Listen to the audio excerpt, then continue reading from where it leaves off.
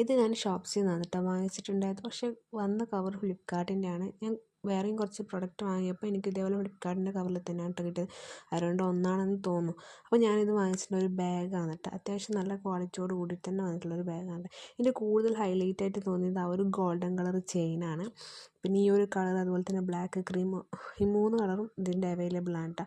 ഇത് വലിയ ബാഗൊന്നുമല്ല, ഒരു ചെറിയ ബാഗാണ്. നമ്മളൊരു മൊബൈൽ, അതുപോലെ തന്നെ എന്തെങ്കിലും ഒരു പേഴ്സ്, ഇത് രണ്ടും കൂടി കൊള്ളിച്ചിട്ട് കൊണ്ടുപോകാൻ പറ്റിയൊരു ബാഗാണ്. അല്ലാതെ കൂടുതൽ സ്പേസും കാര്യങ്ങളൊന്നും അതിൻ്റെ ഉള്ളിലില്ല. പക്ഷേ ഈ ഒരു 350 റുപ്പീസിന് എന്തായാലും വേർത്താണ് കേട്ടോ.